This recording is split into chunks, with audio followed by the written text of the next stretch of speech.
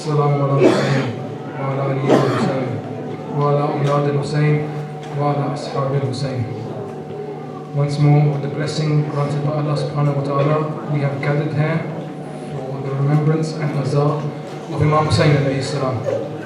If you remember, over the past 10 nights, we have looked at many things, starting with how we should approach this one, how we should prepare for this one.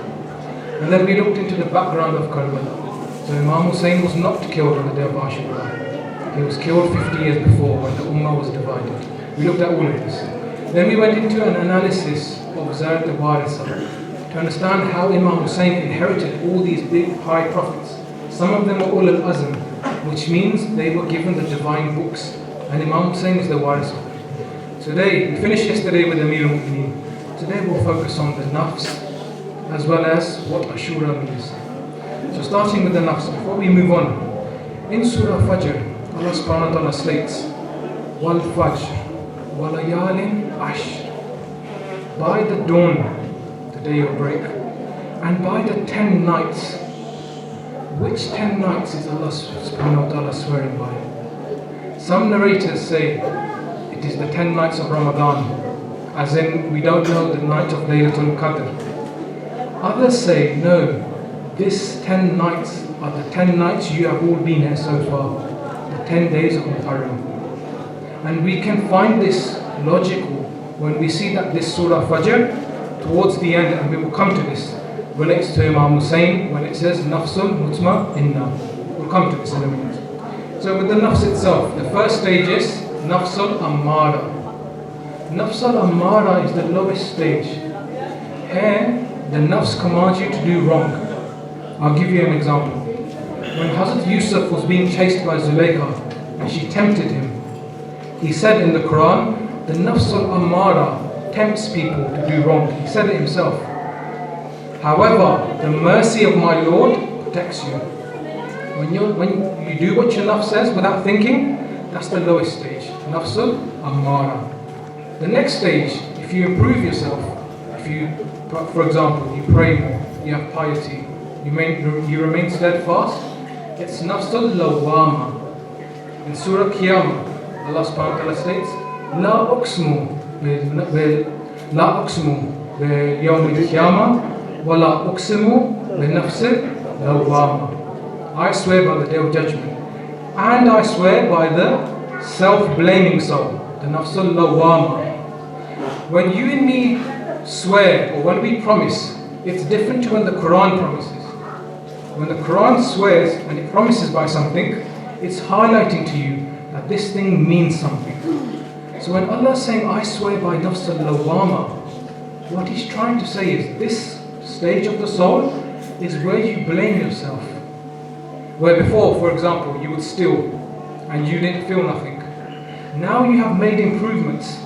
Next time you steal, that inner voice will pick out, why did you do that? You start fighting with yourself. This is nafsul lawwama. You know, some people say to you, why do you care about the day of judgment? Does the hereafter really exist? I don't want to go into this topic, but one of the answers our scholars have said is this, nafsul lawwama. There's a day of judgment within you here now, where you account for yourself. Why can't there be a day of judgment up there, in another time? That's the second stage. Improvement has been made. The highest stage is this. In Surah Fajr, it's also said, Ya ayyuha nafsul mutma'inna, irji'i ila rabbika radiyatan mardiyah. O content soul, nafsul mutma'inna, O content soul, come back to your Lord, pleased with Him, and He is well pleased with you. What this means is this, for the youths especially. When you reach the stage of nafsul mutma'inna, you are mutma'in, you are content. Anything that happens to you in your life, you see the positive in it. Today I missed my train. I was late for that interview. I didn't get that job. Doesn't matter. I am content. I tried my best. It doesn't mean you get lazy and you rely everything on God. No. You try your best, but you are mutmain. You are content. So these are the three stages. We'll come back this towards the end. The other thing I mentioned was the day of Ashura. My day Azadars. this night you are in right now is a very heavy night. Very heavy night. The army of Sa'd had said to Imam Hussein, we are going to start war today, the 9th of Muharram, the day of Tasu'a. We are going to start war. What did Imam Hussein say? I want one night of prayer. He showed his level. One night of prayer. You know how much I love prayer. Otherwise, the day of Ashra would have happened the day before. Imam Hussein asked for one night of prayer. Perhaps to give people like Hur another chance to think. I see many children here before me, many youngsters. There were also youngsters in the camp of Imam Hussein.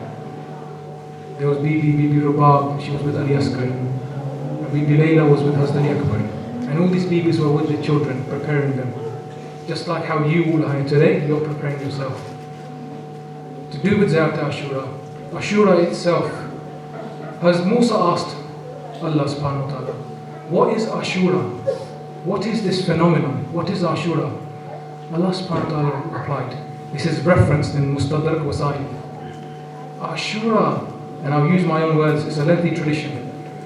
Ashura is where people weep and wail, and they encourage each other to weep and wail over who? Over the son of Muhammad Mustafa. You see, the day of Ashura, despite people saying it relates to Hazrat Musa himself is asking, what does this really mean?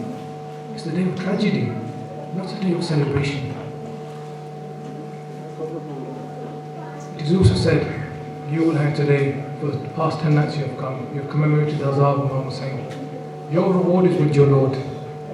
Allah subhanahu wa ta'ala said to Hazrat Musa then, if one person spends 1 dirham, equivalent to a penny today, if you put a penny into the charity box today for the Azab of Imam Hussein, Allah subhanahu wa ta'ala said, I'll give him in return 70.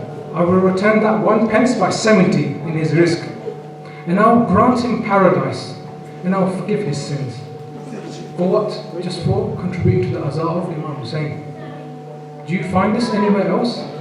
What is this highlighting to you? This Azab, this farsh, is not a simple farsh. A lot of blood has gone into this. Your maqam is well known in the heavens. Because you are remembering Sayyid al-Shuhada. One Iranian brother said, I went to Arba'in. And you know, those of you who have been, there's the walk from Najaf to Karbala. He said, on the way, 2 Iraqi brothers came up to me. And they started fighting over my bag. Stay with me. The other said, no, stay with me. They got into a fight. One of the Iraqi brothers said something to the other. He whispered something in his ear. The other guy let go of the bag. He took him home. The Iranian brother said, I could speak a little bit of Arabic. When I was leaving to go to Karbala, I said to him, what did you whisper in that man's ear that day? You both were fighting. What did you say to him that made him drop my bag? And he gave it to you, and I'm living with you. He said, the thing is this. His son killed my son. He killed my son. I said to him, let this Azadar of Imam Hussein come to me. Let me serve him. I will go to the court and forgive your son. He's killed your son. There's bloodshed involved. But no, when the question of Imam Hussein's Zawar comes, his Azadar comes, people make their own sacrifice. I'll finish on one note. Over the past 10 nights, if you want to take away one thing, it's the generosity that you have learned. You are sharing, you're sitting next to someone here today, you don't know who he is, but you're united. He loves Imam Hussein, the person to your right and left, you love Imam Hussein. There's a brotherhood, there's a link. You are from us and we are from you. There's an account of when Imam Sajjad was one day praying in the desert. He had his tent. One man came and he tried to knock, but he fell unconscious. He was dehydrated, he was severely thirsty. He fell into the camp of Imam Sajjad. Imam Sajjad finished his prayers. He went up to this man. He put his head in his lap. The man gestured water. He couldn't even speak. That's how dehydrated this man was. He fed him water. Then the man pointed to his stomach. Imam Sajjad fed him some food with his own hands. Bear this in mind. This man got up. When he opened his eyes, he saw Imam Sajjad. He covered his face straight away.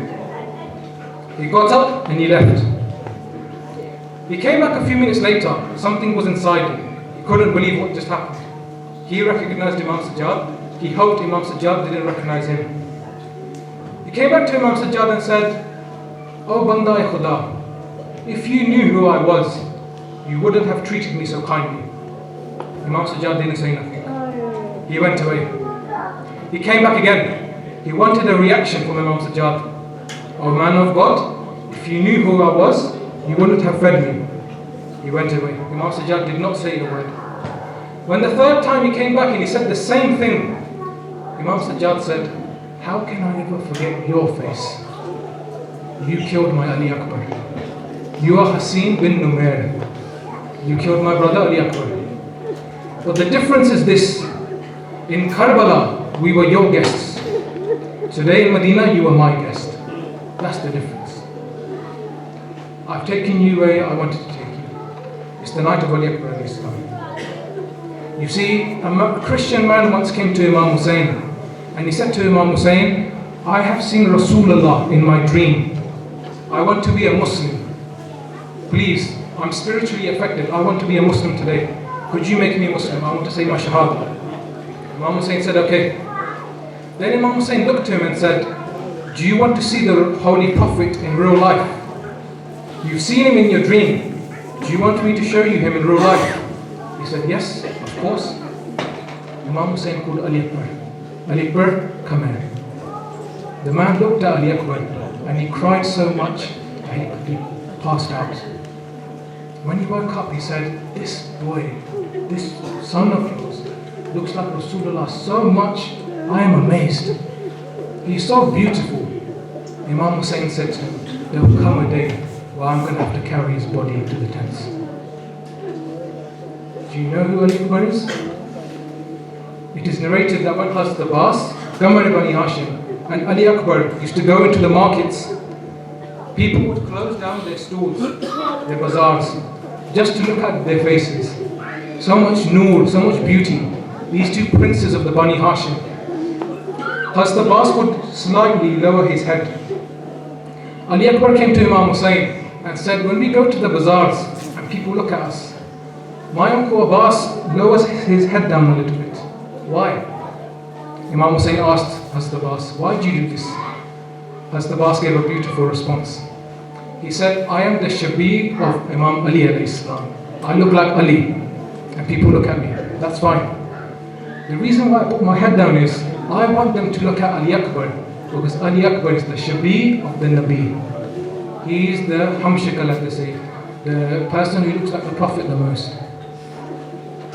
When Imam Hussein was going towards Karbala, some of his companions said, "Hussein, for you, if we were cut into 1,000 pieces, burnt, our ashes thrown away, and we came back to life, we will still never leave you. We will be with you." Other companions stood up and said, "May they cut us into pieces. Even if we drop our swords, we will fight the enemy with our stones, but we won't leave you." Hazrat Qasim a few nights ago said what? "Uncle, death for me in your path is sweeter than honey." Hazrat Ali Akbar was the same. He came to Imam Hussein. He said, "Baba, are we on the right?" Imam Hussein said, "Ali Akbar, we are on the right." He said, "Then what difference does it make if death comes upon us or we come upon death?" The day of Ashra came. Imam Hussein was very reluctant to give Ali Akbar permission to go and fight. Ali Akbar kept coming and asking. When Imam Hussein had finally given him permission, he went to the Khaymah of who first? Bibi Zainab. Bibi Zainab also raised him. Then he went to meet Bibi Layla. Then there's one very strong part which really hurts your heart. He went to the Khaymah of Imam Sajjad alayhi salam. Imam Sajjad could not stand up. He had to be helped. Hazrat Ali Akbar told him, "My brother, I am going to fight now." Imam Sajjad knew what this meant. He hugged Ali Akbar. Ali Akbar hugged his brother, Imam Sajjad, and they both began to cry. They kept weeping and weeping. They would not let go. They kept hugging each other and weeping. So much love. Imam Hussein came and said, "Ali Akbar, my son, it's time to go now." He still wouldn't let go. He kept crying. When he eventually did let go, Imam Hussein said, "Ali Akbar, you can go to fight now." He came out to fight. He said, I am Ali, the son of Hussein, the son of Ali.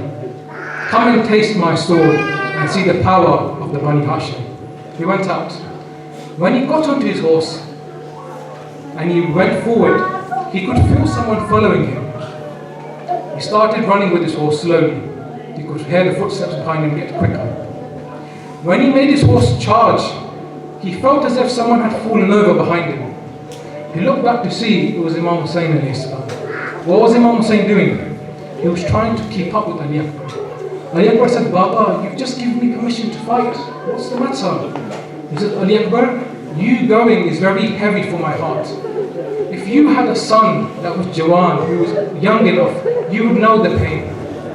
Ali Akbar, do one thing. Keep riding on. But as much as you can, turn your face and show me your face. I can't bear to leave you.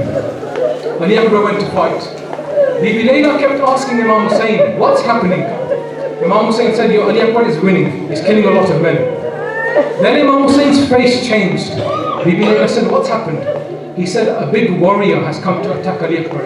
You are his mother. You pray for him. Bibi Layla went to her khaymah and said, Oh Allah, who returned Yusuf to Yaqub, return my Ali Akbar to me as well. Hazrat Ali Akbar was victorious, the only shaheed to come back alive once more. He came back to Imam Hussein and said, my father, I am thirsty. The thirst is killing me. May no father see this day. The thirst is killing me, father. What can I do? If I had a drop of water, I would have shown them what I am really like. Imam Hussein had nothing with him. He said, Ali Akbar, according to narrations, here's my ring, put this in your mouth. Your grandfather Rasulullah is holding a jug of water for you fresh. Don't worry, my son. Hazrat Ali Akbar went once more. But this time, when he fell from his horse, he didn't say to Imam Hussein, help me. He said, oh my father, my final salams. Why did Ali Akbar not say, father, come and help me? He knew how hard it would be for Imam Hussein. When Imam Hussein heard his call, oh father, my final salams, Imam Hussein ran out, but he ran out the tent the wrong way. Why? He would say, Ali Akbar, call me, my son, call me. I can't see anymore. The pain, the masayib is so much, I can't see, my vision's not there. Ali Akbar, Ali, Ali, Ali, call me my son, call me my son. When he reached the body of Hazrat Ali Akbar was hiding the wound. He had a spear through his chest. He was hiding it. Imam Hussein said, my son, why are you hiding your chest? He said, father, you won't be able to handle it. Hazrat Ibrahim, when he was sacrificing Ismail, he had to blindfold himself, cover the hands of his son, because he couldn't seem to shake. Come to Karbala, see how Imam Hussein has to deal with his son. According to one narration, just then, a man called out, who here is Hussein?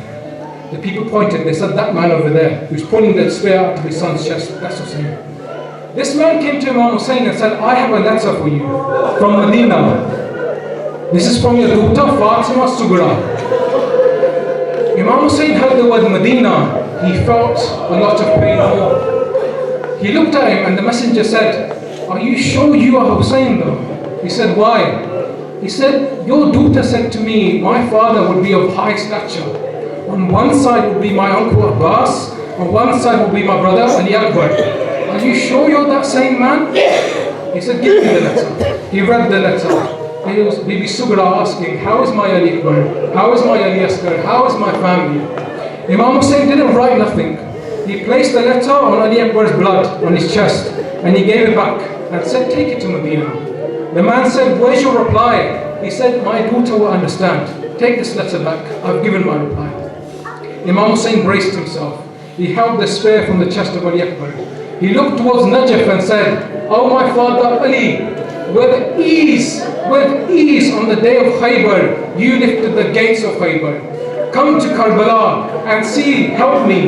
How can I lift this spear from the chest of my son Ali Akbar? He lifted the spear out of the chest of Ali Akbar. As Ali Akbar left this world, Imam Hussein tried picking up his body. He would walk a few steps, then he would put the body down. Then he would pick up the body again, walk a few steps and put it down. This was very tough for Imam Hussein. So much so, he called out to the children of Bani Hashim, our children of Bani Hashim, come and help me. Take your brother's body inside. I can't handle the pain. I'll leave you with one final thing. When the heads of the shuhada were taken from Karbala to Kufa to Sham, when it reached Sham, there were some ladies from the local area. They looked at each head, then they came to the head of Ali Akbar and they stopped and they kept staring. Bibi Layla was watching this. She came to them and said, why did you stare at this head and not the rest of the heads? These ladies said, we pray that the mother of this son, this child has died. Why? This child is so beautiful. What must his mother have gone through? Bibi Layla said, don't say that. Don't pray that wish. The mother of that son is me, Layla. Ask my heart what I went through when I saw the body of Ali Akbar. Ask my heart what I went through when I saw the body of Ali Akbar. Inna lillahi wa inna ilayhi raji'un. Wa sayalamu allazina zalamu ayyu munqalibin yanqalibun. We ask Allah bihaqqi Ali Akbar. We will come here with some wish, some difficulty. May Allah remove all of our difficulties. May He grant us all our wishes. And may Allah make us the true Zadar of Imam Hussain. बिहक़ असली अकबर के में बना सरवत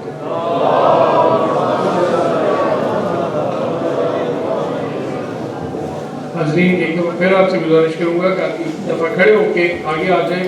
बहुत सारे और लोग उतर के हैं, इस तरफ भी बहुत जगह है, इसलिए जो सारी जगह खाली पड़ी है, आगे भी काफ़ी जगह है। सलवात पढ़ते हुए आगे आ जाएं।